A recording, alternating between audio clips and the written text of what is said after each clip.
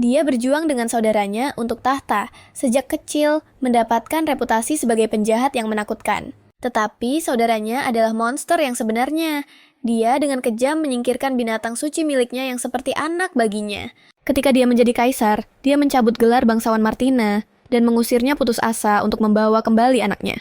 Dia menemukan seorang nabi yang menawarkan untuk memutar kembali waktu dengan biaya hidupnya. Martina berhasil dan kembali. Bertekad untuk melindungi gadisnya Lily, dia segera belajar bahwa agar binatang sucinya tumbuh sepenuhnya, dia membutuhkan ciuman dari pilar bangsa. Mengetahui identitas para pahlawan terkuat di masa depan, dia mulai mencari calon ayah bayi. Pertama, dia mendapatkan kepercayaan Ryan, calon dewa perang yang menjadi sangat setia, sehingga dia memintanya untuk mengukir namanya di tubuhnya. Selanjutnya, dia bekerja sama dengan naga legendaris masa depan. Dan keduanya memulai kemitraan saling membantu. Namun ini memicu kecemburuan yang hebat di Lien. Dan kedua pahlawan itu segera menjadi rival. Tetapi masih ada satu orang lagi dalam pertarungan untuk hatinya. Mia, pelayan setia protagonis yang tetap di sisinya bahkan dalam kehidupan sebelumnya. Bagaimana cerita ini akan terungkap dan siapa yang kamu dukung untuk memenangkannya? Mari kita cari tahu bersama. Cerita dimulai dengan menjelaskan bahwa rahasia kekaisaran Moren untuk mendominasi benua selama berabad-abad bergantung langsung pada perlindungan dari binatang suci yang menjadi penjaga rakyat itu. Binatang ini harus dibesarkan oleh pewaris kekaisaran.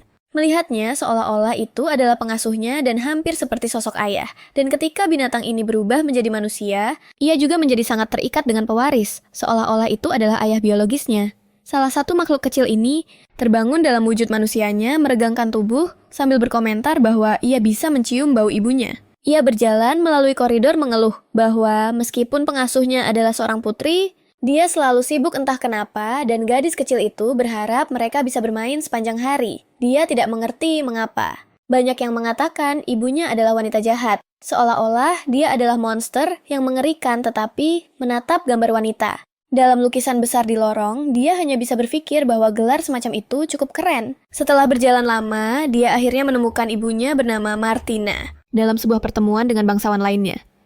Bagi gadis kecil itu yang menghabiskan sebagian besar waktunya sebagai binatang yang sangat lucu, itu adalah wanita paling luar biasa di seluruh dunia. Keduanya bertukar pandang dengan cepat dan gadis berambut merah muda tidak bisa menahan diri untuk tidak memperhatikan kecantikan wanita itu.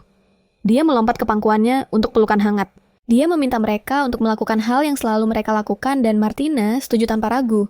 Kemudian mereka menyapa satu sama lain dengan semacam sentuhan rahasia, menjulurkan lidah sambil saling menatap dan para bangsawan di sekitar putri hanya menyaksikan adegan itu tidak tahu harus bereaksi bagaimana. Sudah di pangkuan ibunya gadis kecil itu berbisik untuk bertanya, apakah dia sudah memutuskan siapa yang akan menjadi ayahnya?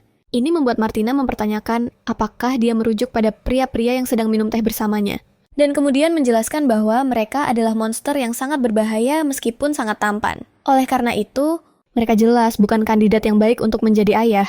Tetapi itu sepertinya tidak menjadi masalah bagi Martina yang meyakinkan gadis kecil itu bahwa dia hanya membutuhkan seorang ibu sambil memeluknya lebih erat. Dan sekarang putri ini fokusnya adalah untuk melindungi si kecil karena di kehidupan sebelumnya Martina kehilangan anaknya.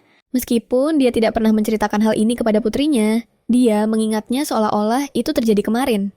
Ketika dia memegang monster kecil itu di pelukannya di malam yang gelap, dia benar-benar terluka. Tetapi saat mencoba untuk fokus hanya pada makhluk kecil itu, seseorang memanggil sang putri. Itu adalah Mayfield. Pangeran pertama dari kerajaan dan juga kakak laki-laki gadis itu menuduhnya telah membunuh makhluk suci, yang merupakan penjaga kerajaan itu selama proses inkubasi dan untuk itu kejahatannya akan dianggap sebagai penghujatan. Sangat kesal, wanita itu berteriak bahwa anak itu bahkan belum mati dan dia meyakinkan bahwa dia akan merawat dan menyembuhkannya. Makhluk kecil di pelukannya meregang mencoba menyentuh rambut sang putri, yang menatapnya tanpa bergerak dipenuhi harapan meskipun dengan kesulitan. Makhluk suci itu memanggil ibunya mengatakan bahwa dia merasakan banyak rasa sakit. Kata-kata itu semakin mengencangkan hati sang putri, membuatnya menangis saat dia memikirkan apa yang harus dilakukan dalam situasi yang sangat putus asa. Sementara itu, Mayfield terus menyerang mengatakan bahwa penyihir istana sudah mendiagnosis makhluk itu, memperingatkan bahwa dia tidak akan bertahan bahkan untuk 1 hari lagi. Dan kemudian mendekati wanita itu, dia memerintahkan agar dia mengaku bersalah.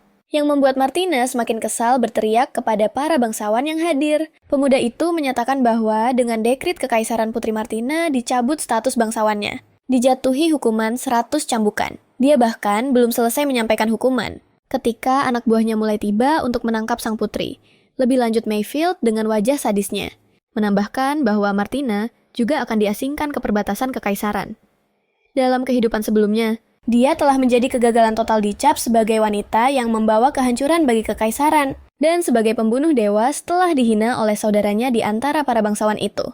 Dia diasingkan ke perbatasan yang tandus. Sementara itu, Mayfield mewarisi tahta sebelum semua peristiwa ini. Dalam pertempuran kekaisaran untuk suksesi, tahta mereka berdua ditugaskan untuk merawat makhluk suci yang masih dalam inkubator, dan makhluk milik bocah itu lahir tanpa masalah dan membantunya mencapai puncak kesuksesan. Itu adalah kemenangan pertama yang dimiliki pemuda itu atas saudarinya dalam seluruh hidupnya. Tetapi, meskipun begitu, gadis itu tidak akan pernah mengakui bahwa dia telah kalah. Sendirian di perbatasan, gadis itu mengembara mengenakan kain compang-camping yang tidak melindunginya dari dingin di tengah salju. Tetapi, dia hanya berpikir bahwa dia harus menemukan cara untuk menghidupkan kembali anaknya dan mencoba mengamankan warisan tahta yang adalah haknya. Jadi, dia menggunakan batu yang dia temukan di sepanjang jalan untuk memecahkan rantai yang mengikat kakinya. Dia akhirnya berhasil melarikan diri dari konvoi pengasingan. Tentu saja itu tidak mudah. Bagaimanapun Martina dikejar dan hampir dibunuh oleh para pria yang dikirim oleh Mayfield. Jadi, dia melarikan diri tanpa berhenti dan mencari tanpa henti. Hingga akhirnya dia menemukan nabi legendaris yang bisa membantunya sesuatu yang mengejutkannya. Karena Martina adalah yang pertama menemukan keberadaannya dalam 1000 tahun dengan kerendahan hati yang besar. Gadis itu memohon tolong agar nabi menghidupkan kembali putrinya, yang dia bawa dalam sebuah kotak kecil. Dan karena keberanian dan determinasi untuk menemukannya, nabi menawarkan bantuan. Namun dia mempertanyakan apakah wanita itu siap membayar harga untuk itu. Karena dia harus memberikan hidupnya di dunia itu sebagai imbalan dan memulai semuanya dari awal. Dan Nabi bertanya padanya, apakah dia bersedia mengakhiri dirinya demi masa depan yang lebih baik? Itu membuat Martina ketakutan dan membuatnya meminta bukti bahwa dia bisa mempercayai penyihir itu. Yang menjawab bahwa dia adalah gadis yang sangat cerdas untuk itu. Membungkus makhluk itu dengan batangnya yang besar, dia menjelaskan bahwa dalam kehidupan ini, dia tidak bisa melakukan banyak hal untuk Martina dan putrinya. Jadi, dia perlu tahu apakah dia benar-benar bersedia melanjutkan ke kehidupan berikutnya, yang sangat berbeda dari yang ini. Mengeluarkan sebuah bilah yang dia bawa protagonis berterima kasih, siap untuk melakukan pengorbanan terbesarnya sejauh ini, meminta agar penyihir membawanya ke masa depan yang gemilang jauh dari hutan. Di tengah istana kerajaan, gadis itu tiba-tiba terbangun, seolah-olah bangun dari mimpi. Dan hal pertama yang dia perhatikan adalah bahwa dia tidak memiliki satu luka pun. Dia juga tidak kehilangan berat badan dan rambutnya tidak dipotong. Ternyata semuanya normal.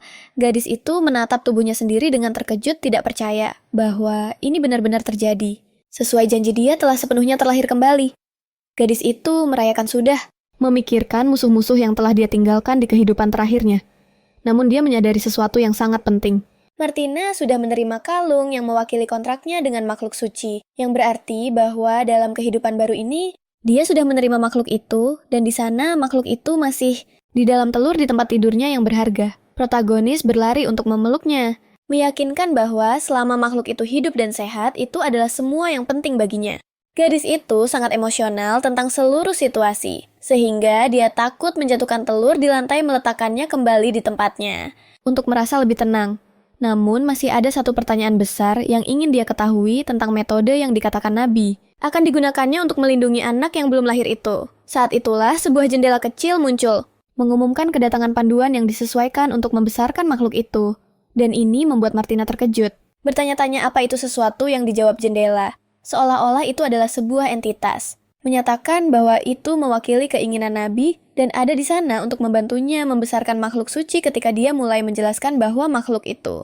Dan penjaganya dipersatukan oleh hati mereka dan terhubung dengan kemakmuran bangsa itu. Sang putri meminta untuk mempersingkat percakapan, karena dia sudah mengetahui semua ini. Kemudian jendela kecil memberitahu bahwa untuk membantu makhluk itu, tumbuh penjaganya perlu menerima ciuman kesetiaan dari salah satu pilar bangsa. Ini karena makhluk yang dimaksud menerima energinya melalui penjaganya. Dan ketika energi itu penuh, makhluk itu akan mampu menahan segala jenis racun. Sistem lebih lanjut menjelaskan bahwa pilar bangsa adalah individu yang sangat penting bagi kemakmuran kekaisaran itu. Sementara itu, ciuman kesetiaan adalah ciuman di bagian mana saja dari tubuh penjaga yang diberikan dengan perasaan setia. Ini membuat gadis itu teringat bahwa dalam kehidupan sebelumnya dia telah membaca beberapa teks kuno tentang makhluk suci dan mereka menyebutkan metode rahasia untuk pertumbuhan cepat hewan suci yang telah menghilang beberapa tahun yang lalu. Jadi, mungkin itu tentang itu. Namun, masalah nyata bagi Martina adalah mendapatkan ciuman kesetiaan dari pilar bangsa karena reputasinya sangat buruk. Ini karena sejak dia masih kecil, dia berjuang dengan saudaranya untuk hak mewarisi tahta itu. Dan karena keduanya selalu bertikai satu sama lain, reputasinya di antara para wanita bangsawan memburuk. Tidak butuh waktu lama bagi kepribadiannya yang angkuh untuk terus-menerus dikritik oleh bangsawan lain. Yang mempertanyakan jenis putri seperti apa, dia menyebutnya monster aib bagi keluarga kerajaan, penyihir dan nama-nama buruk lainnya yang mungkin. Jadi, tidak peduli siapapun itu, dia tidak akan pernah bisa membuat seorang pria bersumpah setia kepada seorang putri sepertinya. Namun gadis itu juga tahu bahwa demi anaknya, dia bisa sedikit mengubah cara sulitnya. Ini karena keinginan terbesarnya adalah agar putrinya tumbuh kuat dan sehat selain ingin menjadi seorang ibu yang akan membawa kebanggaan bagi makhluk kecil itu. Pada saat itu, semua yang diinginkan gadis itu adalah ketika makhluk itu lahir, ia akan tersenyum padanya dan memanggil namanya. Dia sudah bisa membayangkan memegang makhluk kecil itu dengan segala cinta dan kasih sayang di dunia, karena dia sangat mencintai putrinya. Tetapi gadis itu tersentak dari kedamaian ketika pintu kamarnya terbuka, dan Louis yang merupakan pelayan pribadinya masuk mengucapkan selamat pagi dan menjelaskan bahwa dia ada di sana untuk membantunya bersiap-siap. Disertai oleh Lilian penjaga istana, dia meminta Martina untuk mengonfirmasi apa jadwalnya untuk hari itu. Tetapi sebelum menjawab, gadis itu meminta keduanya untuk mendekat, membuat mereka gugup karena sang putri bukanlah orang yang mudah. Dan itu mengingatkan protagonis bahwa dia biasanya harus menghadapi ketakutan para pelayannya, tetapi dia perlu menerima ciuman dari keduanya. Hanya untuk alasan itu, dia tidak kehilangan ketenangannya berdiri dengan tangan terbuka agar mereka mendekat. Dengan demikian, agak enggan bawahan itu memberinya ciuman di pipi dan jendela menjelaskan bahwa Lilian memang bisa menjadi salah satu pilar bangsa, tetapi dia jelas tidak setia kepada gadis itu. Adapun pelayan, dia tidak memenuhi kedua syarat tersebut, dan ini mengonfirmasi kecurigaan yang sudah dimiliki sang putri tentang bagaimana di antara orang-orang yang melayaninya ada seorang mata-mata yang dikirim oleh saudaranya. Gadis itu ingat bahwa dalam kehidupan sebelumnya setelah dijatuhi hukuman pengasingan, Lilian membelanya kehilangan gelarnya dan menjadi rakyat biasa, tetapi Louis berhenti menjadi pelayan untuk menikahi seorang bangsawan dan menjalani sisa hidupnya dikelilingi oleh kemewahan. Selain itu, dalam kehidupan itu, orang-orang yang dekat dengannya juga agak dingin dan menjauh karena Martina tidak tahu siapa mata-mata itu. Tapi kali ini dia bisa melakukan hal-hal dengan cara yang berbeda karena dia bisa melihat semuanya dengan lebih jelas, ramah. Wanita itu berterima kasih kepada kedua pelayan karena selalu merawatnya. Ini membuat keduanya sangat gugup. Karena tidak biasa bagi putri berperilaku seperti itu, meskipun begitu Martina melanjutkan akting hebatnya. Memberitahu keduanya untuk mengambil cuti sehari karena dia akan menangani semuanya sendiri. Ini membuat para pelayan emosional. Karena sudah lama sejak mereka bisa beristirahat. Faktanya, keinginan Louis dari ulang tahun terakhir adalah untuk mendapatkan cuti sehari. Tersenyum Martina mengucapkan selamat tinggal kepada keduanya, memberitahu mereka untuk menikmati istirahat mereka. Dia tahu bahwa ini baru permulaan prosesnya untuk memperbaiki reputasinya sedikit.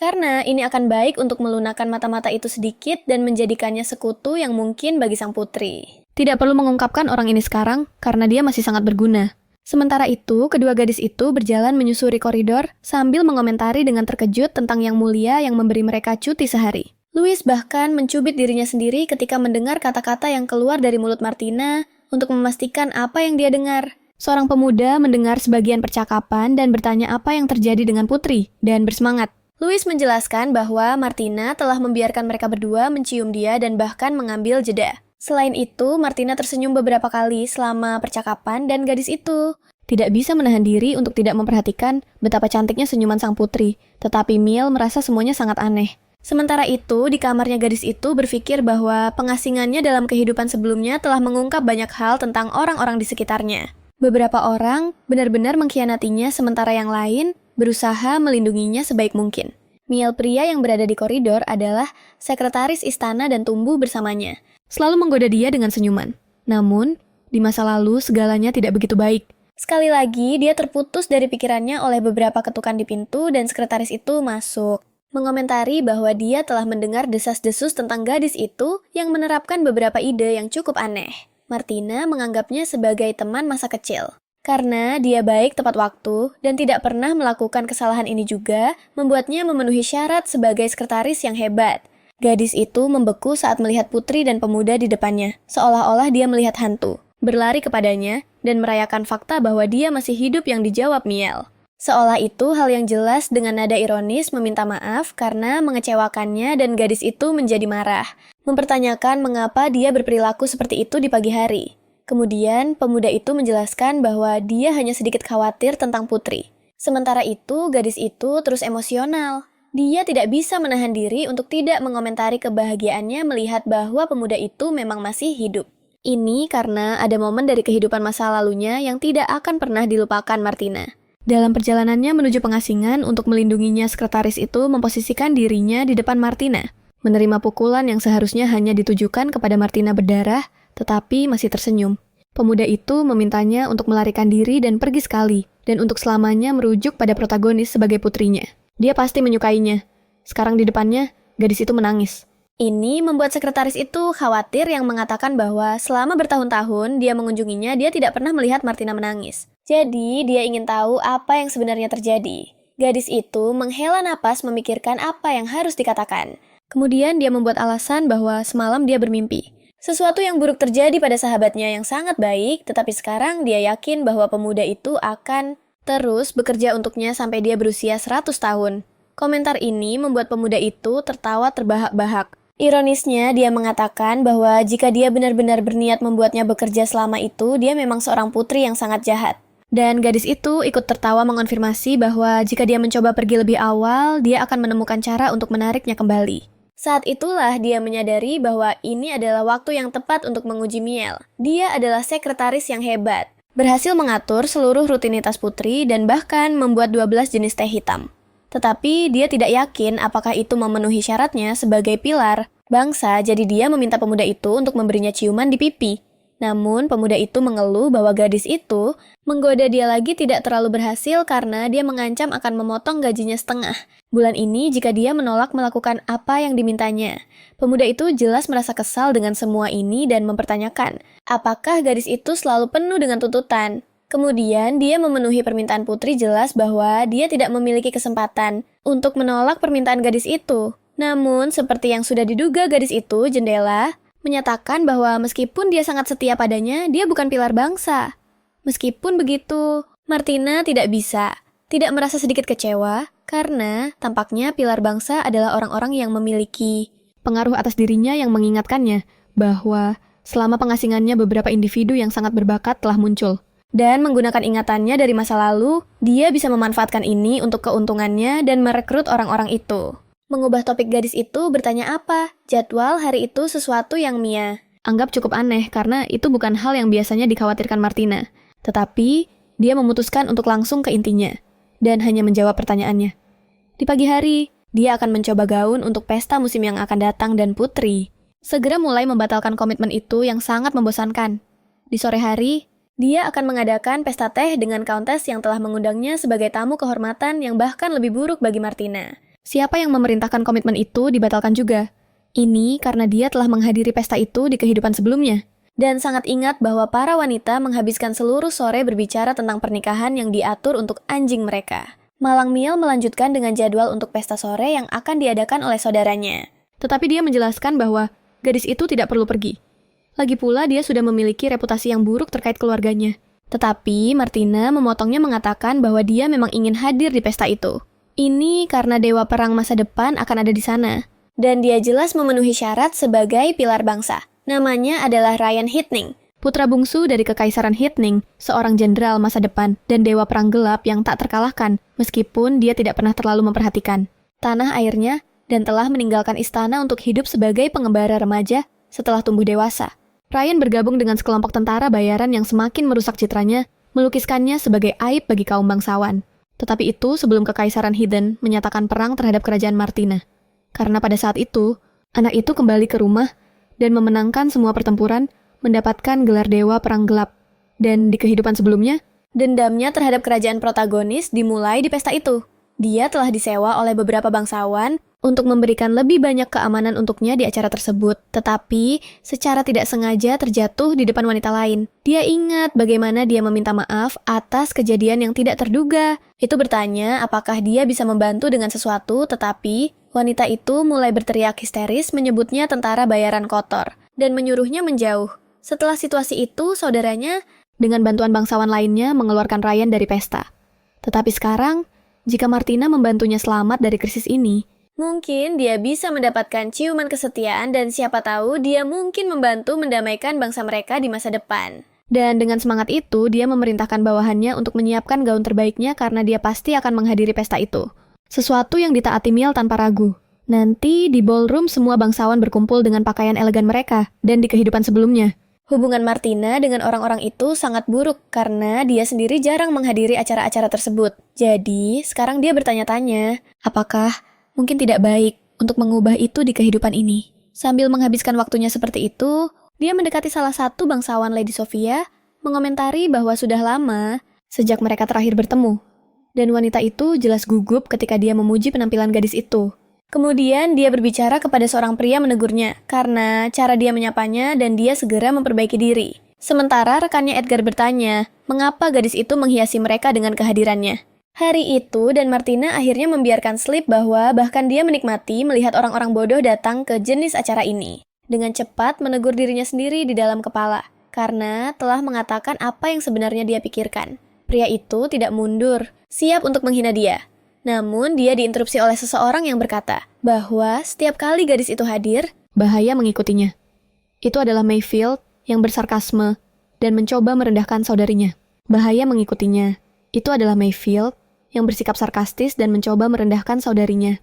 Meskipun memanggilnya adik kecil tersayang, dia mendekati Martina tanpa ragu mencoba meringankan suasana sedikit. Pangeran dari Kekaisaran memperingatkan bahwa sejak musik dimulai, salah satu tamunya harus memanfaatkan kesempatan itu untuk menari dan pemuda itu mengucapkan selamat tinggal berterima kasih padanya atas undangan ke tempat di mana kedua saudara itu berada. Dalam suasana tegang yang mengerikan, Martina menatap Mayfield, seolah-olah dia tidak bisa mempercayai apa yang dilihatnya. Kecewa dengan saudaranya sendiri, dia bertanya, apakah dia tidak membenci berada di tempat di mana dia sangat dihormati, mempertanyakan mengapa dia memutuskan untuk datang ke pestanya. Dan gadis itu menjawab bahwa dia hanya ingin menari. Tetapi jawaban itu sama sekali tidak memuaskan bagi pemuda itu yang tidak percaya sepatah kata pun dari apa yang dikatakan Martina. Dia berbisik di telinga gadis itu bahwa semua orang yang hadir di sana membencinya atau takut padanya. Dan oleh karena itu, tidak ada yang ingin menari dengan sang putri. Mata gadis itu kosong karena dia sudah terbiasa dengan provokasi Mayfield. Sementara pemuda itu terus memberitahunya untuk berhenti mempermalukan dirinya di depan masyarakat kerajaan. Karena seorang putri tanpa pasangan di pestanya sendiri akan menyebabkan skandal besar. Dan kemudian dia menyarankan bahwa jika gadis itu menempatkan dirinya di posisinya dan memohon untuk menari dengan saudaranya sendiri, dia akan memberinya kebaikan itu. Ketika dia akhirnya berbicara, Martina mengatakan bahwa itu tidak perlu. Pada saat itu, apa yang dia prediksi terjadi, teriakan putri lainnya kepada Ryan menggema di seluruh aula. Saat itulah sambil tersenyum, protagonis menyatakan bahwa dia sudah menemukan pasangan tari yang sempurna di mata para bangsawan. Tentara bayaran seperti anjing. Mereka adalah orang-orang tanpa loyalitas, tanpa tanah, tanpa pelayan, dan selama kamu bisa memberi mereka sedikit uang, mereka bisa membantumu menggunakan keterampilan bertarung mereka. Yang berarti mereka bisa bekerja untuk satu pihak. Hari ini dan untuk pihak lain, besok seperti anjing, yang akan pergi kemana saja, selama kamu membayar dengan baik. Jadi, mengapa orang harus baik kepada orang-orang seperti ini? Dan disitulah dia mengeluh tentang fakta bahwa mereka telah membawa seorang pria sejelek Ryan ke acara bangsawan itu. Sebenarnya, hanya karena statusnya mereka memutuskan untuk menempatkan tanggung jawab atas apa yang terjadi pada Ryan. Majikannya mengeluh, tetapi tentara bayaran itu berkata bahwa dia hanya melakukan pekerjaannya, melindunginya di pesta itu. Meskipun begitu, pria itu terus histeris bertanya bagaimana dia berani berbicara seperti itu. Beberapa penjaga mendekat memberitahu pemuda itu untuk berlutut dan segera mengambil tanggung jawab atau meninggalkan pesta secepatnya. Ketika Ryan menjawab bahwa dia sudah meminta maaf, yang lain mengejek, mengatakan bahwa permintaan maafnya tidak berarti karena dia hanya seorang rakyat biasa. Mereka hanya berbicara kepadanya seperti itu karena mereka tidak tahu identitas asli Ryan, tetapi jika dia bertindak dengan emosi tanpa berpikir, dia bisa berakhir menyebabkan perselisihan antara negara yang sebaiknya dihindari. Jadi, dia memilih untuk tetap diam. Dia bisa berakhir menyebabkan perselisihan antara negara yang sebaiknya dihindari, jadi dia memilih untuk tetap diam. Wajah ketidakadilan itu dan hanya ketika kedua negara berperang lama setelahnya situasi masa lalu terungkap. Bahkan saat dia hampir keluar dari istana wanita itu tidak bisa menahan diri untuk berkomentar bahwa dia sangat menakutkan. Dan salah satu bangsawan mendekatinya mengatakan bahwa keberaniannya untuk melaporkan apa yang terjadi pasti akan tercatat dalam sejarah. Tetapi wanita itu hanya mengatakan bahwa mereka tidak boleh membiarkan pria yang tidak berguna itu merusak acara. Sementara itu, sebelum pemuda itu meninggalkan aula, seseorang berteriak mengatakan bahwa lebih baik membiarkannya sendiri. Karena dia adalah pasangan dansanya ini mengejutkan bahkan Ryan sendiri, yang berbalik mencari siapa yang mengatakan hal seperti itu. Untuk kejutan itu adalah Martina yang menunjuk padanya, mengatakan bahwa dia telah memilihnya menanyakan siapa yang berani mengusir pasangan putri dari pesta dansa. Wanita bangsawan itu mendekat mencoba membenarkan bahwa pemuda itu telah menyerangnya tetapi gadis itu tidak tergerak. Mengatakan bahwa dia akan mengganti kerugian kepada yang lain dengan 2 gaun baru jika itu masalahnya. Mempertanyakan apakah dia benar-benar terluka karena dia berhasil mendengar teriakan dari jauh. Namun dia tampaknya tidak memiliki goresan sedikit pun. Ini cukup untuk membuat wanita itu marah, mengatakan bahwa dia tidak benar-benar ingin menari dengan seorang tentara bayaran yang kesepian. Karena dia adalah seorang putri dan tidak seharusnya melakukan apapun yang dapat mencemarkan reputasi keluarga kerajaan. Tetapi ini tidak menggoyahkan Martina yang hanya bertanya, apakah tentara bayaran itu mendengar semua itu mengklaim dirinya sebagai putri gila? Dan bertanya, apakah dia memiliki keberanian untuk membawanya berdansa? Brian masih terkejut dengan seluruh situasi, agak bingung. Tetapi dia memutuskan untuk mengambil risiko membebaskan diri dari tangan pengawal. Dan dia menjelaskan bahwa dari mana dia berasal. Wanita-wanita kuat seperti kuda perang yang paling garang dan hanya pejuang terkuat yang layak menjinakkan mereka. Dan untuk itu dia berterima kasih kepada Martina. Karena telah menganggapnya layak untuk membawanya berdansa mencium tangannya tepat di tengah aula. Dengan demikian, pesta dansa berlanjut seperti biasa. Ketika salah satu pengawal memutuskan untuk melaporkan apa yang terjadi kepada Pangeran Mayfield, hanya mengatakan bahwa saudarinya adalah wanita yang sangat tidak dapat diprediksi, dan dia suka melakukan hal-hal di luar kebiasaan seperti ini. Tetapi baginya itu tidak masalah, karena dia yakin nanti dia akan kembali menangis ke pelukannya. Lagi pula, dia adalah satu-satunya kakak laki-lakinya. Sementara itu, di tengah aula putri menari dengan pasangan barunya. Dan Ryan berterima kasih padanya atas bantuan yang ekstrem. Yang dijawab gadis itu dengan menjelaskan bahwa dia tidak tahan dengan bangsawan-bangsawan sombong yang terus membicarakan karakter. Tetapi, pada kenyataannya, hanya suka memprovokasi yang lebih lemah. Untuk mencoba membalas kebaikan pemuda itu, menjelaskan bahwa dia bisa meminta apapun yang dia inginkan. Itu adalah kesempatan besar bagi Martina. Tetapi, jika dia meminta pemuda itu untuk mencium tangannya secara langsung, mungkin itu tidak akan berhasil. Jadi, dia bertanya, apa yang bisa dia minta darinya? Dan sementara mereka melanjutkan tarian hangat itu, pemuda itu menjelaskan bahwa salah satu hal yang bisa dia minta, misalnya adalah perlindungannya selama sebulan, atau mungkin dia bisa memintanya untuk bertarung untuknya. Dan dia bahkan bisa memerintahkan sebuah pembunuhan. Dia memastikan untuk mengatakan bagian terakhir ini dengan sangat pelan di telinga gadis itu. Excited dengan tawarannya agar tidak menarik perhatian.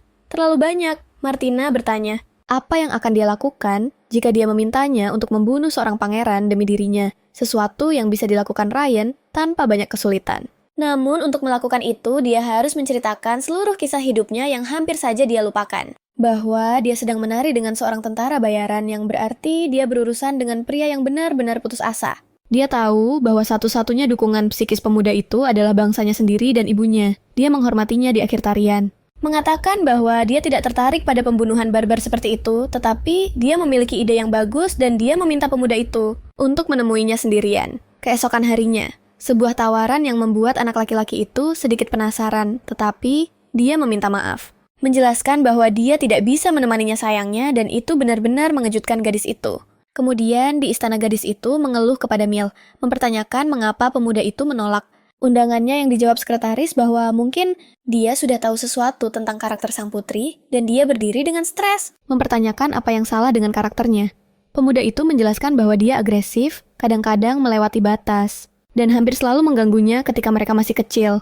Tetapi mencoba membantahnya wanita, itu mengklaim bahwa bagian terakhir itu hanya kebencian pribadinya yang berbicara. Namun pemuda itu telah meninggalkan catatan dengan alamatnya.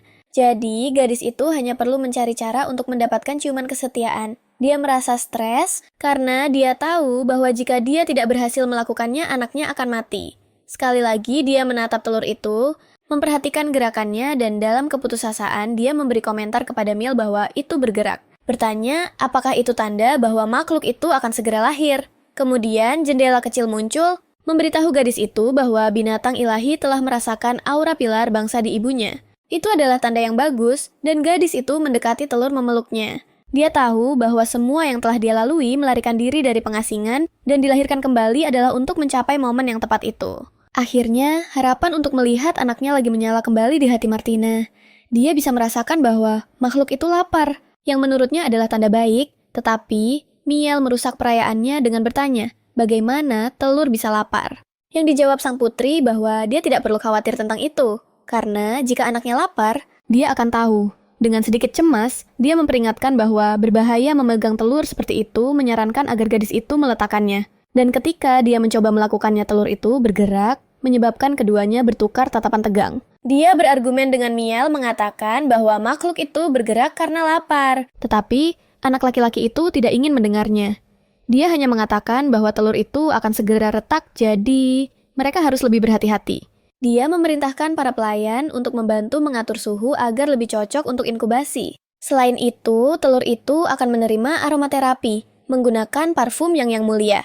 Menggunakan yang paling sering, dan akhirnya dia menemukan cara untuk mengatur alat musik agar bisa dimainkan. Musik yang menenangkan. Semua perhatian ini membuat sang putri tertawa dan berkomentar bahwa dia seperti seorang ibu sejati pada saat itu, dan sekretaris berkata bahwa seperti yang dikatakan semua orang di kerajaan, dia adalah orang yang tidak memiliki sedikit pun rasa kejahatan, dan perannya yang utama di kastil adalah melindungi hal-hal yang diperhatikan oleh nyonya. Kata-katanya membuat gadis itu cukup puas. Meskipun demikian, masih ada kewaspadaan di tempat itu.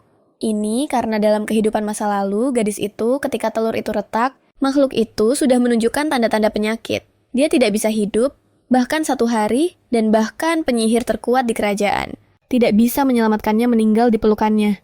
Namun gadis itu bertekad untuk melakukan segala sesuatu untuk memastikan bahwa ini tidak terjadi lagi dalam kehidupan ini. Faktanya, sekarang, setelah dipastikan bahwa tentara bayaran Ryan adalah salah satu pilar negara, tujuan utama wanita itu adalah untuk mendapatkan ciuman kesetiaannya. Sang putri berdiri mengatakan bahwa dia akan pergi mencari beberapa informasi, dan Mia memintanya untuk tidak terlalu lama. Karena agar telur akhirnya retak dan makhluk itu lahir Martina perlu hadir. Dia tidak bisa berhenti memikirkan kata-kata gadis itu tentang bagaimana dia bertindak seperti seorang ibu. Namun dia percaya bahwa setidaknya dia harus menjadi seorang ayah. Tapi dia tidak akan pernah mengatakan itu kepada Martina. Hanya ide itu membuatnya sepenuhnya tersipu. Keesokan harinya, di Hotel di Sipoya, seseorang memberitahu bahwa tentara bayaran bermata biru itu tidak ada, karena dia telah pergi ke Taman Paro, yang dikenal sebagai pemakaman para bangsawan, sesuatu yang dianggap gila oleh pekerja hotel. Karena itu adalah hari bersalju lebat. Namun, lokasinya membuat Martina mengerti mengapa anak laki-laki itu menolak undangannya sehari sebelumnya. Itu adalah peringatan kematian ibunya, sesuatu yang tidak akan pernah dilewatkan oleh anak laki-laki itu. Memang di sana dia memegang seikat bunga lili. Ryan adalah putra Kaisar Sinan, sementara ibunya adalah seorang wanita bangsawan dari Kekaisaran Moran. Kedua negara ini selalu berperang, namun ibunya jatuh cinta tanpa harapan pada kaisar saingannya yang dia temui secara kebetulan dalam salah satu perjalanannya meskipun ada penolakan dari keluarganya. Wanita itu mengejar hubungan dengan ayah Ryan dan akhirnya hamil. Dia dihina oleh kalangan sosial Kekaisaran Sim yang sangat menjengkelkan. Setelah semua dia telah meninggalkan kampung halamannya. Dan sekarang negara suami dan putranya sendiri tidak menerimanya. Akhirnya wanita itu meninggal karena depresi dan dimakamkan di pemakaman kampung halamannya, sesuai permintaannya. Ketika Ryan masih menjadi tentara bayaran yang setia, dia bertekad untuk mengunjungi ibunya di kampung halamannya. Idenya selalu untuk mengambil barang-barang yang disimpan ibunya ketika dia masih muda. Tetapi sayangnya, keluarga wanita itu tidak ingin melihatnya berdiri di depan makam. Anak laki-laki itu terbenam dalam pikirannya, sampai dia terkejut oleh seseorang yang memanggilnya. Itu adalah Martina dan Lilian merayakan fakta bahwa petarung itu belum pergi. Dan sambil tersenyum, Martina menunjukkan sebuah kotak yang dia bawa mengklaim itu adalah hadiah untuknya. Anak laki-laki itu cukup bingung dan mempertanyakan apa yang dia lakukan di sana kepada yang dijawab sang putri. Menjawab bahwa dia akan tahu segera setelah membuka kotak itu. Anak laki-laki itu sangat bingung dengan seluruh situasi ini. Lagi pula, pemakaman bukanlah tempat yang tepat untuk berkunjung, untuk kejutan. Di dalam kotak itu ada barang-barang yang milik ibunya, barang-barang yang telah dia idamkan. Dia terkejut. Dengan isinya, tidak tahu bagaimana gadis itu berhasil mendapatkannya. Tapi semua yang dikatakan Martina adalah bahwa dia tidak perlu khawatir, karena dia belum menyebutkan apapun tentang identitasnya. Dia baru saja mengetahui bahwa anak laki-laki itu berada di pemakaman bangsawan dan mempertimbangkan mata biru intens yang merupakan ciri khas keluarga Vita, dia menemukan identitasnya dengan melakukan pencarian singkat. Tetapi yang benar-benar menarik perhatian pemuda itu adalah mengetahui bagaimana Martina mendapatkan barang-barang itu. Karena keluarga almarhum telah menyembunyikan apapun yang terkait dengannya sejak wanita itu melarikan diri. Jadi, protagonis mengungkapkan bahwa dia menggunakan hak istimewanya sebagai penjahat untuk mendapatkan apa yang dia inginkan. Sama seperti yang dikatakan pemuda di hotel itu adalah hari dengan salju yang sangat lebat yang berkontribusi pada suasana tegang antara keduanya. Menutup kotak, Ryan menyatakan bahwa terlepas dari apa tujuan wanita itu, dengan semua ini dia berterima kasih padanya. Lagi pula dia telah memberinya apa yang paling dia inginkan, yaitu barang-barang milik ibunya, sesuatu yang tak ternilai bagi Ryan. Tapi sejujurnya, dia tidak tahu bagaimana dia bisa membalas budi itu karena di dalam Sin dan Kekaisaran, dia adalah pangeran yang paling tidak diuntungkan. Anak-anak ayahnya dengan selir kekaisaran baru adalah keturunan murni, dan kemungkinan besar akan mewarisi takhta menggantikan posisinya. Selain itu, keluarganya dari pihak ibu bahkan tidak pernah mengakui keberadaannya dan sudah lebih dari 20 tahun sejak mereka bertemu. Jadi, yang dia miliki hanyalah pedang yang dia bawa di tangannya saat itu dan kuda di belakangnya. Sesuatu yang dia ragukan akan diinginkan oleh putri. Pemuda itu masih dengan percaya diri menyatakan bahwa para tentara bayaran hanyalah binatang tanpa tujuan, dan menghormati gadis itu, dia mengatakan bahwa hadiah darinya cukup untuk membeli nyawanya. Itulah sebabnya dia ingin tahu siapa yang harus dia bunuh. Dan dengan senyum puas di wajahnya, Martina menjelaskan bahwa dia tidak ingin melakukan hal semacam itu. Mengulurkan tangannya gadis itu, bertanya apakah dia tidak ingin agar dia menjadi rumahnya. Untuk apa yang tidak bisa diberikan orang lain kepadanya, dia akan memberikannya tanpa berpikir dua kali. Dan dia akan berdiri di sampingnya melawan siapapun yang mencoba menyakiti pemuda itu. Selama dia menerima, dia tidak akan pernah membiarkannya menjadi binatang kesepian lagi. Momen itu mengingatkan pada kenangan ketika anak laki-laki itu masih kecil sendirian, memegang pedang kayu, seolah-olah dia melihat pintu terbuka di depannya, dan gadis kecil itu yang begitu kecil menunjukkan solusi untuk semua masalahnya. Namun, Ryan memastikan apakah dia benar-benar ingin menjinakkan binatang liar dan membuatnya tinggal di sekitarnya. Dan wanita itu membalas mengatakan bahwa seorang penjahat dan binatang akan menjadi sesuatu yang cukup menyenangkan untuk dilihat. Menanyakan, apakah pemuda itu tidak setuju, dia tidak bisa menahan tawa. Mengomentari betapa luar biasanya wanita di depannya, dan dia memanggilnya putri gila. Sebelum dengan hati-hati mengambil tangannya, dan bersumpah setia kepada gadis itu, mengikat perjanjian mereka dengan ciuman di tangannya. Dan menegaskan bahwa mulai saat itu dia akan menjadi rumahnya. Sebuah jendela kecil segera muncul menyatakan bahwa pemuda itu memenuhi kedua syarat untuk menjadi pilar bangsa dan benar-benar setia kepada gadis itu. Dan itu memberitahunya bahwa Martina telah mendapatkan energi dari binatang suci pada puncaknya. Itu juga memicu alarm darurat. Karena setelah mencapai ukuran energi binatang itu, siap untuk dilahirkan dan telurnya hampir pecah. Ini membuat protagonis berteriak tidak percaya. Dia tidak tahu bagaimana semuanya terjadi begitu cepat, dan pose histerisnya sedikit mengejutkan Ryan yang tidak tahu apa yang dia bicarakan. Oleh karena itu, dia bertanya, apakah dia sudah menyesali kesepakatan mereka bertanya, mengapa dia tampak ketakutan menyarankan bahwa dia tidak ingin menerima sumpahnya. Seperti itu, seolah-olah dia akan mati jika gadis itu berubah pikiran. Jadi Martina perlu mencari alasan cepat. Dia menjelaskan bahwa dia bukan tipe orang yang dengan mudah berubah pikiran di menit terakhir. Hanya saja dia teringat sesuatu yang penting yang perlu dia lakukan di istana. Jadi, dia berteriak memanggil Lilian, menanyakan seberapa cepat mereka bisa sampai di sana. Tetapi, wanita itu segera menjelaskan bahwa kereta mereka hanya akan tiba pada sore hari. Paling lambat sudah terlalu terlambat untuk gadis di belakang Martina. Ryan meletakkan salah satu mantel miliknya di atasnya untuk melindunginya dari dingin, dan wanita itu cepat-cepat protes, mengatakan bahwa tidak perlu melakukan itu karena dia tidak sedingin itu dan dia tidak peduli jika dia kedinginan. Saat itu, dia diangkat oleh pemuda itu dengan kejutan, menyebabkan gadis kita berteriak. Dan sementara dia berada di pelukan Ryan, dia menjelaskan bahwa bisa sangat dingin saat berkendara di tengah angin kencang. Dia menempatkan putri di atas kuda, setianya menjelaskan bahwa karena itu adalah makhluk yang sangat cepat, dia bisa membawa wanita itu ke istana sebelum siang. Namun, dia menjelaskan bahwa itu akan menjadi jalur yang tidak biasa dan perjalanan akan dingin. Bertanya, apakah itu menjadi perhatian bagi protagonis? Dia menjawab dengan sangat serius bahkan tidak peduli. Jika tangan dan kakinya terjatuh karena dingin memberitahu Ryan untuk membawanya segera. Dengan demikian, kuda itu melangkah pergi, membawa dua sekutu dengan cepat dan pemuda itu tidak bisa. Tidak berkomentar tentang bagaimana sikap gila itu. Sangat khas dari Martina. Mereka akhirnya tiba di istana Kekaisaran Miran. Berterima kasih kepada Ryan atas bantuannya. Gadis kita menyatakan bahwa dia akan menghubunginya segera setelah dia mengurus putrinya dan bagian terakhir ini membuat pemuda itu terkejut. Mengonfirmasi bahwa dia memang mendengar itu sesuatu yang dijawab wanita itu dengan senyuman bangga di wajahnya. Mengonfirmasi bahwa dia memang memiliki seorang putri tetapi dia tidak memberikan banyak penjelasan memasuki istana kerajaan. Mengetahui bahwa putri gila itu memiliki anak dengan seseorang yang bahkan tidak dia kenal, membuat Ryan merasa tidak nyaman. Dia tidak tahu siapa dia, tetapi dia yakin bahwa begitu dia mengetahui identitasnya, dia akan membunuhnya. Tetapi dia segera menekan pikiran itu karena itu mungkin akan memicu kemarahan wanita itu. Dan dia tidak ingin itu karena Martina akan membencinya jika dia melakukan sesuatu kepada ayah dari putrinya, jadi dia hanya perlu bersabar di blok putri itu. Suasana sangat tegang karena telur yang mengandung anaknya sudah mulai retak. Miel mondar-mandir di sekitar makhluk itu mengeluh dengan khawatir, karena orang pertama yang seharusnya dilihat oleh binatang itu adalah putri, dan meskipun dia sudah mengirim seseorang untuk mencarinya. Dia mulai khawatir bahwa mungkin Martina tidak akan tiba tepat waktu di istana ditambah dengan tindakan putus asa. Dia dan para pelayan lainnya dengan sungguh-sungguh meminta kepada makhluk suci itu untuk menunggu sedikit lebih lama. Permohonan yang tampaknya tidak akan dikabulkan. Lagi pula, retakan itu hanya semakin besar menyebabkan semua orang yang hadir berteriak dengan kagum. Saat itulah tiba-tiba gadis kita menerobos masuk ke ruangan berteriak bahwa suasana di sana terlalu bising. Akhirnya suasana sedikit tenang. Dia merasa seperti berada di roller coaster. Emosi yang nyata.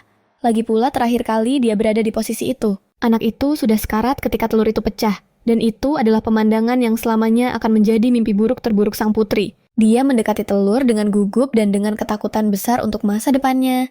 Dia tidak bisa, tidak bertanya-tanya. Apakah makhluk kecil itu akan lahir dengan sehat? Atau lebih baik lagi, apakah dia bahkan akan selamat kali ini? Dia mendekat hampir menyentuh cangkang putrinya. Namun sebelum dia bisa melakukannya, telur itu pecah, mengungkapkan makhluk kecil yang sehat tanpa goresan. Dan pemandangan ini cukup untuk membuat mata Martina dipenuhi air mata dan hatinya bergetar dengan emosi. Dia merangkul putrinya yang baru. Sangat bersyukur mengucapkan terima kasih padanya, karena lahir dengan sehat kali ini seperti seorang ibu sejati. Sementara itu, di sisi pangeran di istana, suasana sangat berbeda. Bloomy, telurnya juga retak. Tetapi, tidak ada keributan yang sama seperti bayi saudara perempuannya di ruangan itu.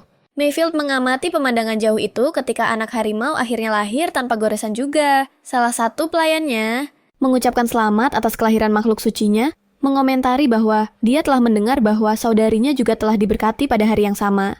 Namun, tatapan yang dilontarkan Mayfield kepadanya membuatnya tertegun seolah-olah dia melihat hantu. Ini karena pangeran mengatakan bahwa dia telah memerintahkan untuk meracuni telur itu sendiri, marah pada ketidakmampuan pelayannya. Sementara itu, di kamar gadis itu segalanya tidak bisa lebih baik. Makhluk kecilnya yang lucu sedang minum susu dari botol seperti bayi manusia sejati. Wanita itu mengawasinya dengan seksama, memikirkan betapa manisnya melihat makhluk kecil itu. Minum susu. Sangat menarik untuk berpikir bahwa makhluk suci memiliki kesadaran yang sama, seperti anak berusia 2 hingga 3 tahun. Namun, jika dia terus minum susu sebanyak itu, dia mungkin segera bisa menyerap kekuatan sihir. Tetapi, pikiran itu dengan cepat diabaikan oleh jendela yang menyatakan bahwa makhluk suci hampir tidak mendapatkan kekuatan melalui pemberian makan. Dan satu-satunya sumber sihir yang efektif bagi mereka adalah ciuman kesetiaan dari salah satu pilar negara. Sesuatu yang sudah membuat gadis itu lelah mendengarnya dan bertanya, apakah dia harus mendapatkan kesetiaan jangka panjang dari sebanyak mungkin orang. Sesuatu yang sistem konfirmasi setidaknya sekarang dia telah menemukan Ryan. Masalahnya adalah, karena dia terus menjadi tentara bayaran misi berikutnya, bisa berada di tempat yang jauh. Seperti negara lain, jadi dia memutuskan lebih baik menyewa dia sebagai pengawalnya. Untuk sementara waktu, namun jendela memperingatkannya tentang satu hal, memberikan petunjuk bahwa jika pilar negara tidak memiliki cukup pengalaman, dia bisa kehilangan status itu membuat sang putri bingung. Jadi, itu berarti jika Ryan tidak pergi menjelajahi dunia, dia mungkin tidak bisa menjadi dewa perang kegelapan, yang berarti keputusan yang diambilnya akan berdampak langsung pada masa depannya. Itu adalah banyak tekanan bagi wanita yang hanya ingin hidup damai dengan putrinya. Tiba-tiba makhluk kecil itu melompat keluar dari tempat tidurnya meminta ciuman dan memanggilnya Mami. Tindakan kecil ini membuat jantung Martina berdebar. Dia sangat imut dan kemudian dia memeluknya memberinya beberapa ciuman. Dia tahu bahwa tidak peduli seberapa sulit keadaan dia akan melakukan apa saja untuk putrinya. Sendirian dengan makhluk itu, dia menceritakan kisah tentang bunga yang disebut lili yang ada di kerajaan itu. Itu adalah bunga yang bisa tumbuh selama 300 tahun dan bahkan bisa hidup kembali setelah terbakar. Dan memikirkan semua ini, dia memutuskan untuk memberi nama makhluk kecil itu lili seperti nama bunga lili dalam bahasa Inggris. Sesuatu yang mengejutkan si kecil. Dengan semua kasih sayang yang dimiliki Martina, untuk tidak ada orang lain, dia menjelaskan bahwa makhluk itu adalah lili Mami, sebuah lili yang akan hidup sangat lama. Dengan tindakan sederhana ini, ikatan antara makhluk suci dan pengurusnya semakin kuat. Menyentuh kaki putrinya dengan lembut, gadis kita berjanji untuk selalu melindunginya dan memastikan bahwa dia akan memiliki umur panjang. Miel dan Louis menyaksikan adegan itu dengan rasa suka tertentu. Louis mengambil lili wood yang kosong, mengomentari bahwa makhluk suci putri itu memiliki nafsu makan yang besar, karena dia meminum semuanya dengan cepat dan menawarkan untuk menyiapkan yang lain. Sementara itu, Miel memberitahu gadis itu bahwa berita tentang kelahiran Lily sudah sampai kepada pangeran dan para bangsawan lainnya. Selain itu, dia juga mendengar bahwa makhluk suci Mayfield juga lahir pada hari itu. Sesuatu yang tampaknya tidak terlalu mempengaruhi suasana hati protagonis. Tiba-tiba, Lily berbicara, mempertanyakan apakah pemuda itu adalah ayahnya. Kata ayah bergema di ruangan dengan cepat membuat keduanya canggung. Miel khususnya menjadi merah seperti tomat karena gugup, tetapi dengan ekspresi sedih. Hampir seolah-olah dia kecewa karena bukan ayahnya. Dia menjelaskan bahwa ini bukan masalahnya. Dan Martina tidak bisa menahan diri untuk tidak menyindirnya. Mengatakan bahwa jika dia benar-benar ayahnya, dia akan menghabiskan hidupnya terganggu oleh istrinya dan putrinya sendiri. Itu akan membuatnya seperti karpet doormat. Mencoba mengabaikan itu, Miel berkomentar bahwa putri itu tahu dia telah lajang seumur hidupnya. Kasihan dia terjebak. Menunggu Martina memberinya kesempatan. Kemudian berbalik kepada Lily, dia menjelaskan bahwa meskipun dia bukan ayahnya, dia adalah pelayan ibunya, dan bahwa hal yang paling disukai putri itu lakukan di waktu luangnya.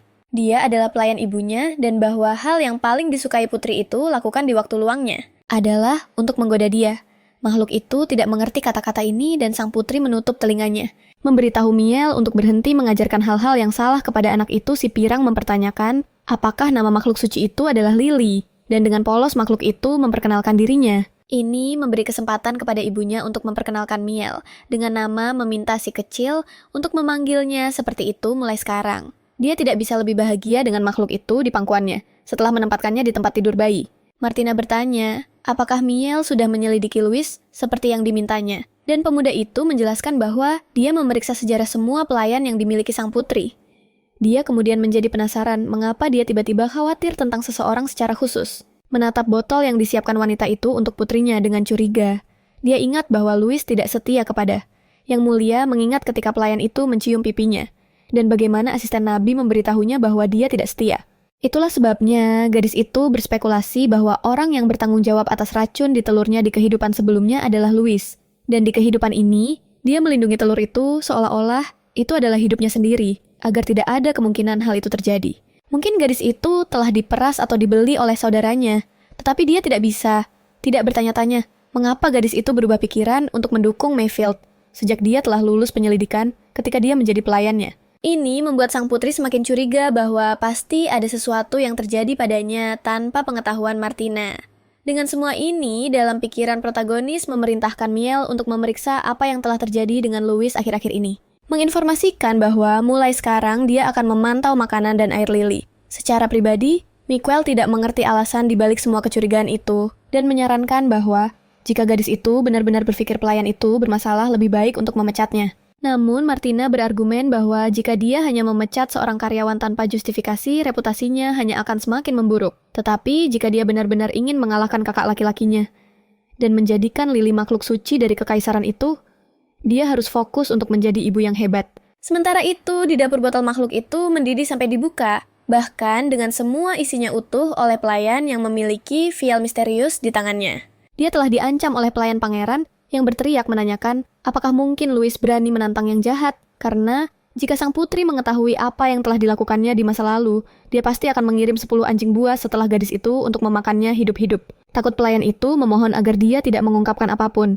Kemudian menyerahkan vial kepada Louis, dia memerintahkannya untuk mengikuti arahannya. Sekarang, gadis itu bergetar tidak percaya dengan apa yang dilakukannya. Dia menuangkan isi vial ke dalam botol bayi, dan dengan cepat membawanya ke kamar sang putri memberitahunya bahwa susu telah dipanaskan dan akan siap untuk dikonsumsi anak itu. Mayfield, sejak dia telah lulus penyelidikan ketika dia menjadi pelayannya. Ini membuat sang putri semakin curiga bahwa pasti ada sesuatu yang terjadi padanya tanpa pengetahuan Martina. Dengan semua ini dalam pikiran, protagonis memerintahkan Miel untuk memeriksa apa yang telah terjadi dengan Louis akhir-akhir ini. Menginformasikan bahwa mulai sekarang dia akan memantau makanan dan air lili secara pribadi. Miguel tidak mengerti alasan dibalik semua kecurigaan itu dan menyarankan bahwa jika gadis itu benar-benar berpikir pelayan itu bermasalah, lebih baik untuk memecatnya. Namun Martina berargumen bahwa jika dia hanya memecat seorang karyawan, tanpa justifikasi reputasinya hanya akan semakin memburuk. Tetapi jika dia benar-benar ingin mengalahkan kakak laki-lakinya dan menjadikan Lily makhluk suci dari kekaisaran itu, dia harus fokus untuk menjadi ibu yang hebat.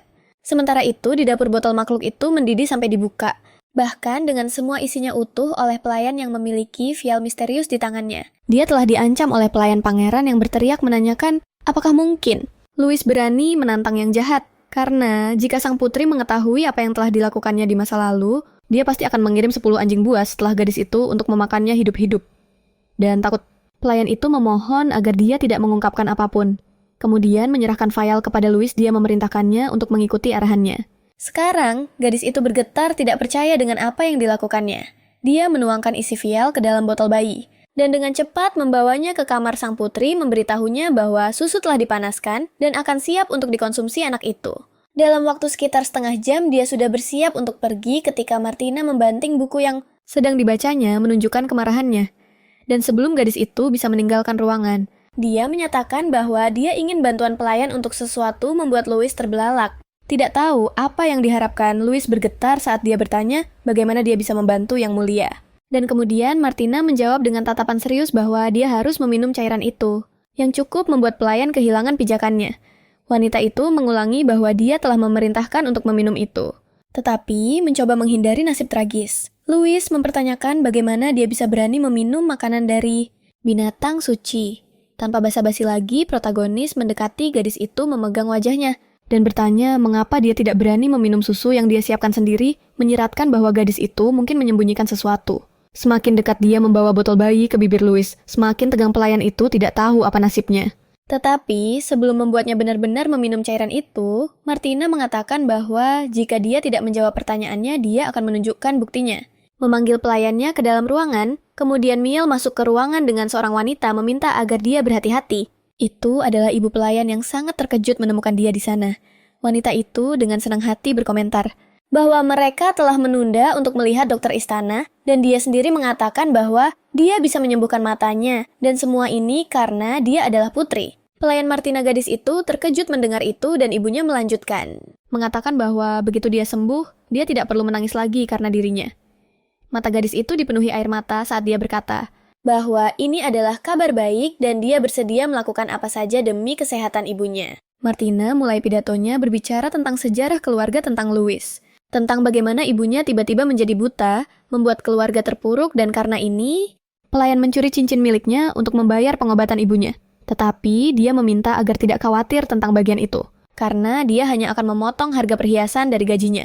Louis sangat ketakutan. Dan untuk memastikan dia telah mendengar semuanya dengan benar, dia mempertanyakan apakah ini berarti Martina tidak akan memecatnya. Yang dijawabnya bahwa tentu saja tidak. Meskipun dikenal sebagai penjahat di kerajaan itu, dia juga seorang ibu dan sangat mengagumi pelayannya, karena dia melakukan segalanya untuk progenitornya sendiri. Mata Louis bersinar mendengar kata-kata itu. Dia tidak tahu bagaimana harus merespons majikannya. Dan kemudian dalam tindakan syukur yang putus asa, dia mengungkapkan bahwa susu itu telah dicampur racun. Karena seseorang telah mencoba membunuh binatang suci, dan kemudian dia mengklaim bahwa dia akan memberitahu segalanya kepada majikannya. Di tengah air mata, dia mengatakan bahwa semua ini adalah kesalahannya mencoba meredakan situasi sedikit. Martina menjelaskan bahwa dia akan menunggu gadis itu mendengar lebih banyak tentang masalah ini. Tetapi dia memberitahunya untuk mengambil kesempatan, untuk berjalan-jalan dengan ibunya yang mungkin sudah lama tidak dia lihat dan pasti merindukannya. Menuruti perintahnya, gadis itu meninggalkan ruangan bersama ibunya setelah sendirian dengan gadis itu. Miel mengaku bahwa dia terkejut, dia tidak menghukum Louis secara langsung. Alih-alih melakukan itu, dia meminta anak laki-laki itu untuk mencari ibunya sesuatu yang sangat tidak sesuai dengan karakternya. Bagi sang putri, dia segera berbalik mempertanyakan apakah dia sedang menyeratkan bahwa dia adalah semacam raja yang tidak menghormati, dan anak laki-laki itu tersenyum, mengatakan bahwa itu bukan yang dia maksudkan. Namun bagi Martina, itulah yang diungkapkan oleh mata Miel. Mereka saling menatap menegaskan dengan pasti bahwa dia akan melakukan banyak hal lagi yang akan mengejutkannya, dan yang perlu dia lakukan hanyalah menunggu kedatangan mereka. Gadis itu berjalan keluar, berseri-seri senang bahwa rencananya berhasil. Namun Miel tidak berbagi ekspresi yang sama. Seolah-olah dia khawatir tentang sesuatu. Dan semua ini karena meskipun Martina pasti adalah orang yang sama, kepribadiannya berubah drastis. Jika dia benar-benar putri dari masa lalu, dia tidak akan pernah memberi kesempatan lagi kepada seseorang yang mencoba mengkhianati kepercayaannya, dan jika ada yang mencoba menyinggungnya dengan cara apapun, mereka akan berakhir kehilangan nyawa mereka. Faktanya, gadis itu sudah membuat banyak musuh hanya karena kepribadiannya yang kuat. Dia disebut sebagai penjahat dan bahkan penyihir di kalangan sosial bangsawan dan bahkan rakyat biasa meskipun dia memiliki sisi yang imut. Sisi itu hanya diketahui oleh Miel, dan mungkin dia merasa terganggu bahwa orang lain mulai mengenal Sisi yang sebelumnya hanya untuknya. Oleh karena itu, pemuda itu bertanya-tanya tentang alasan perubahan drastis tersebut, menganggap semuanya sebagai hasil dari kelahiran makhluk suci. Meskipun tampaknya perubahan itu sangat tiba-tiba. Dia tidak bisa tidak berpikir bahwa mungkin ada sesuatu yang terjadi pada Martina yang tidak dia ketahui. Meskipun gadis itu mempercayakan semua rahasianya kepadanya, seiring waktu berita bahwa dua makhluk suci lahir pada hari dan jam yang sama akhirnya sampai ke telinga para bangsawan, menyebabkan desas-desus di dalam kekaisaran Moran. Ini karena makhluk-makhluk ini memiliki metode reproduksi yang unik. Ketika kaisar tua mencapai akhir hidupnya, makhluk suci saat ini akan bertelur. Telur ini diberikan kepada pewarisnya, dan jika dia sah, makhluk itu akan berhasil menetas dari telur. Namun, jika pewaris gagal menetas telur itu, makhluk kecilnya akan mati, dan dia akan dianggap sebagai orang berdarah kotor. Karena, ini gagal menetas makhluk sucimu. Dihukum sebagai kejahatan yang sebenarnya. Martina dan ayah Mayfield yang merupakan kaisar saat ini menjadi sangat sakit selama 2 tahun, dan dengan demikian, makhluk sucinya melahirkan 2 telur, yang berarti bahwa kedua anaknya adalah pewaris yang sah. Dan ini adalah pertama kalinya sesuatu seperti ini terjadi dalam sejarah, karena ini Dewan Bangsawan memutuskan bahwa orang yang berhasil menetas telur makhluk sucinya terlebih dahulu akan mewarisi tahta. Namun, masalah sebenarnya adalah bahwa telur-telur itu menetas pada saat yang sama. Sebuah kereta tiba di istana, meninggalkan Martina yang ditemani oleh Miel dan makhluk sucinya. Sekretaris membantu gadis itu turun, dan mengambil kesempatan untuk bertanya apakah dia kebetulan merasa gugup tentang seluruh situasi ini. Ini karena dia ada di sana untuk secara resmi, menghadiri Dewan Bangsawan untuk pertama kalinya, dan ada banyak orang yang tidak menyukainya di tempat itu dan ingin mengeluarkannya dari keluarga kerajaan dengan cara apapun. Gadis itu tampak tidak terganggu ketika dia berkomentar bahwa tidak ada bangsawan sombong itu yang percaya bahwa putri mengerikan itu akan mampu menetas telur binatang sucinya, dan mereka bahkan mungkin menyalahkan Lily. Dan Miel tidak bisa menahan diri untuk berkomentar bahwa ini juga pertama kalinya dia melihat putrinya begitu tertekan. Mungkin karena alasan itu, dia memutuskan untuk memberikan kata-kata penyemangat, menyatakan bahwa di dalam hatinya, dia seperti kereta barang yang siap menghadapi segala masalah yang datang dan dengan humor, baik yang biasa mereka miliki. Gadis itu bertanya, apakah itu berarti dia bahkan tidak menganggapnya manusia?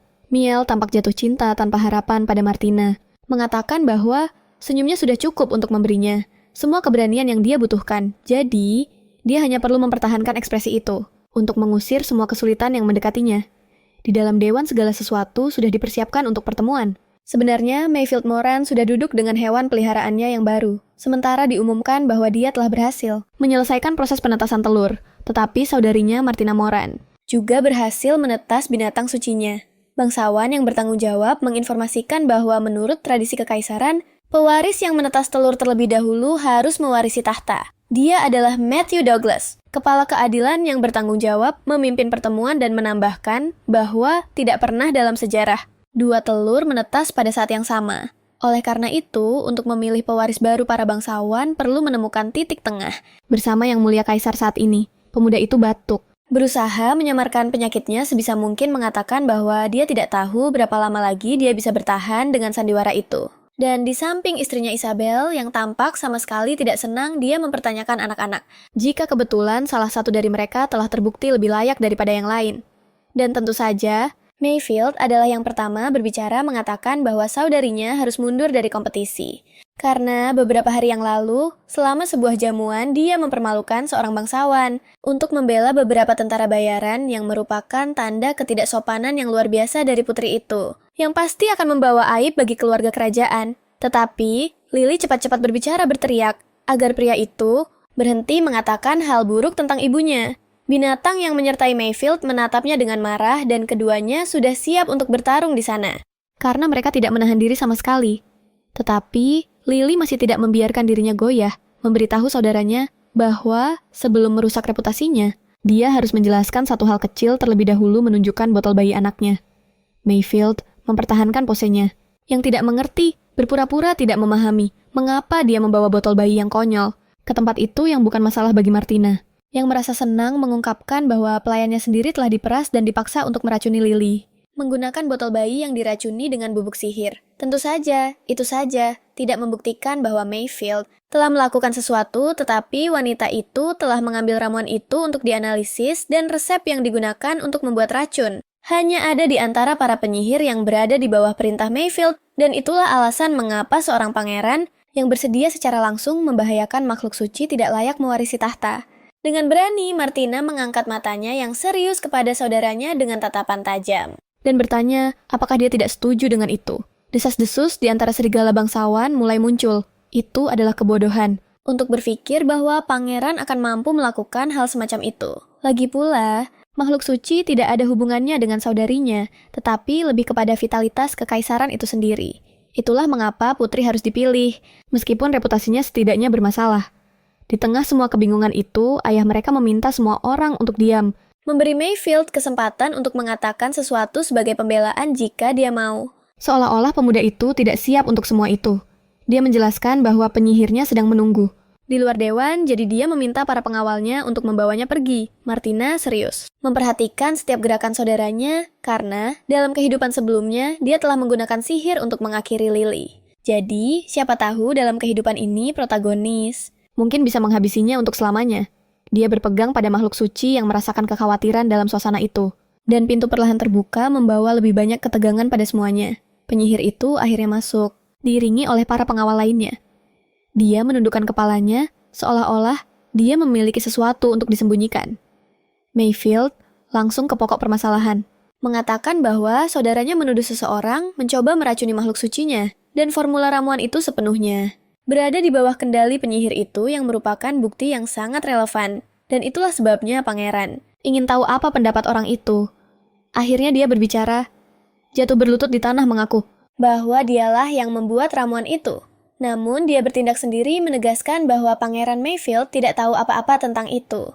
Dia menyerah mengakui bahwa mencoba membunuh makhluk suci adalah sesuatu yang tidak termaafkan dan bahwa dia akan membayar dengan nyawanya untuk membuktikan ketidakbersalahan Mayfield. Tindakannya cepat, dia sendiri menggunakan mantra yang langsung membungkusnya dalam api. Mengejutkan semua orang di sana. Martina dan Lily menatap adegan itu dengan curiga dan ketakutan. Tidak tahu apa yang sedang terjadi, dan api mulai menguasai tempat itu menyebabkan para pengawal berlari untuk melindungi Gardner.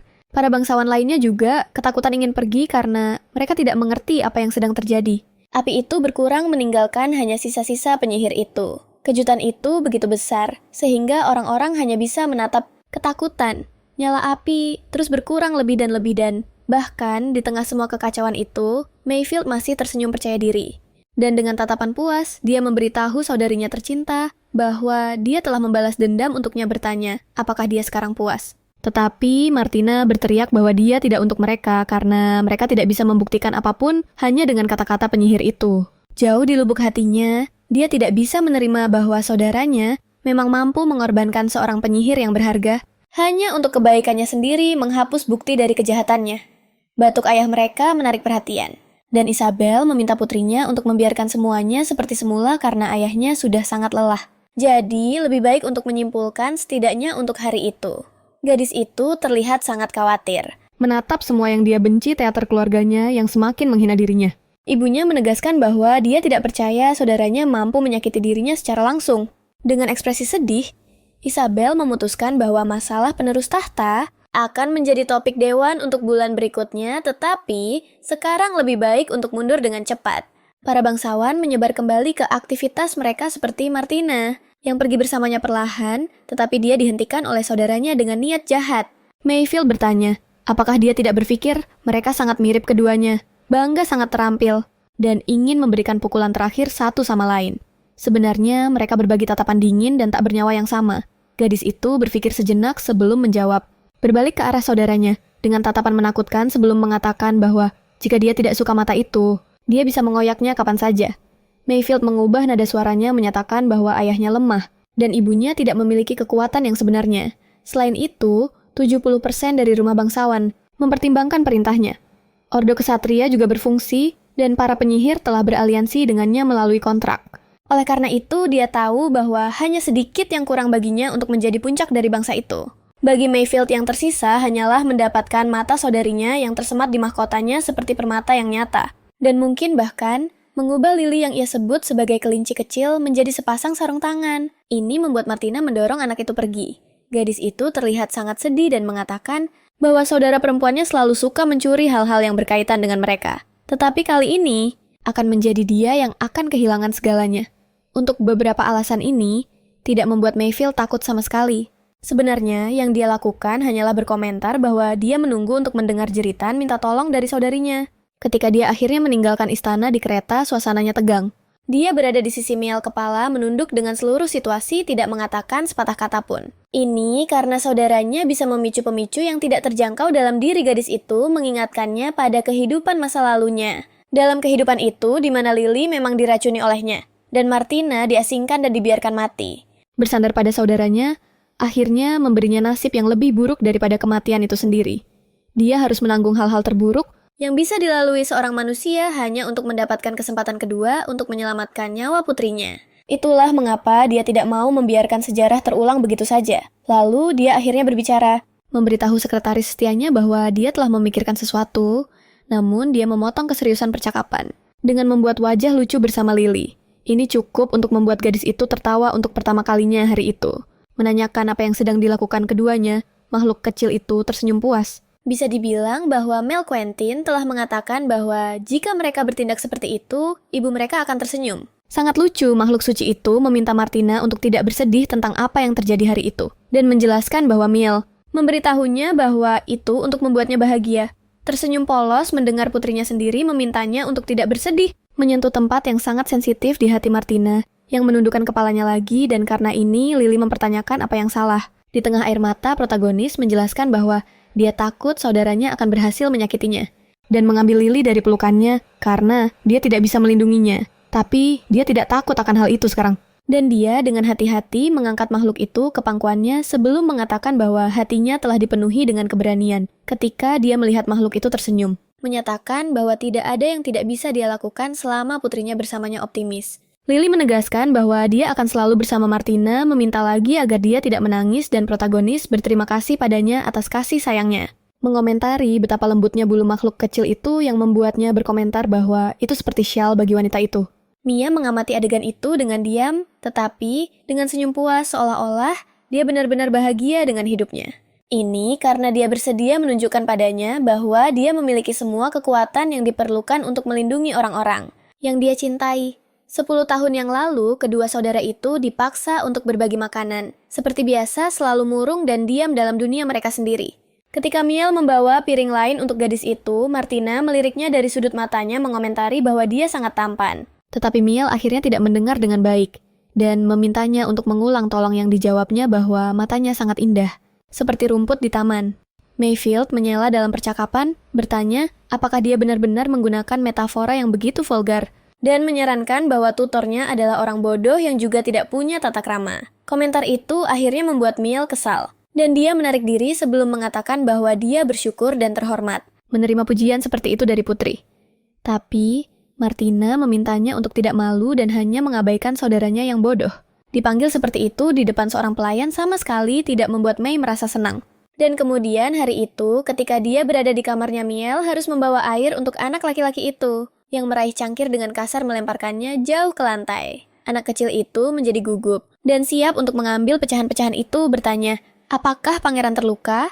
Tetapi, semua yang dilakukan Mayfield hanyalah bertanya, Apakah setidaknya dia tahu berapa banyak pelayan lain yang bisa dibeli dengan cangkir yang... Telah dipecahkan Miel. Ini membuat anak kecil itu bingung, dan dia mencoba membela diri, dengan mengatakan bahwa dia tidak memecahkan apa-apa. Lagi pula itu semua salah pangeran. Tetapi, Mayfield tidak ingin mendengar semua itu dan dia memanggil anak buahnya untuk mematahkan lengan dan kaki Miel.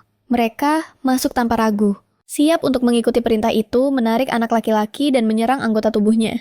Dia bergetar di tanah. Sepenuhnya terdiam menyerah pada Mayfield, sebuah adegan dengan sadisme yang mengerikan.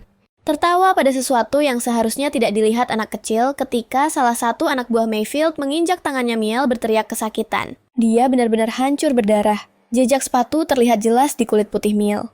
Dan tangannya bergetar karena rasa sakit. Untungnya atau mungkin karena takdir Martina mendengar semuanya. Dan dengan cepat membuka pintu memerintahkan untuk membebaskan pelayan. Ekspresinya menunjukkan kemarahan yang luar biasa. Seolah Miel dan dia sudah berteman selama bertahun-tahun. Mayfield membenarkan tindakannya mengatakan bahwa pelayan itu telah memecahkan gelasnya. Dan karena itu dia pantas diperlakukan buruk. Tapi gadis itu berargumen bahwa dia memiliki ratusan gelas, jadi 99 sudah cukup baginya untuk minum air. Hingga hari kematiannya.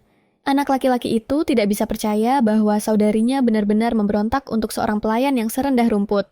Di tanah, tetapi itu tidak masalah bagi gadis itu. Dia berargumen bahwa meskipun dia memang rumput, dia tidak akan mengabaikan absurditas itu. Kemudian dia membelakangi saudaranya menuju Miel, yang membuka matanya agak ragu tentang apa yang diharapkan dari transformasi itu pada saat itu. Gadis itu mengulurkan tangannya bertanya, apakah dia ingin menjadi pelayannya sendiri, dan berjanji bahwa jika dia melakukannya, dia akan melindunginya. Tanpa memikirkan waktu, Miel mengangkat salah satu tangannya yang tidak terluka kepada gadis itu. Memegangnya dalam sebuah gestur putus asa dan rasa syukur. Tangan mereka yang terpegang erat seperti sebuah kesepakatan diam, bahwa semuanya akan baik-baik saja. Setelah itu, di kamar gadis itu, dia berkomentar kepada pelayan baru, bahwa cepat atau lambat, dia akan memotong saudaranya menjadi potongan-potongan dan membuangnya ke toilet.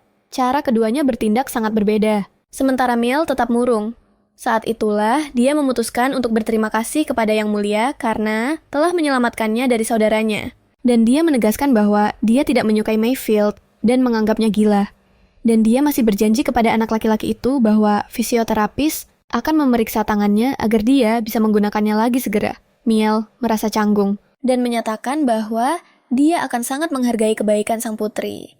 Tetapi sebagai seorang raja yang baik, dia bertanya apa yang bisa dilakukan anak laki-laki itu, terutama karena sekarang dia adalah pelayannya. Dan semua yang perlu dia lakukan adalah mematuhi perintahnya. Mulai saat itu, dan itu adalah sesuatu yang Miel bisa lakukan. Kemudian, anak laki-laki itu menjelaskan bahwa di masa depan, dia akan memakai kacamata sehingga matanya yang dia anggap sangat indah hanya akan terlihat oleh Martinho. Itu membuatnya tersipu.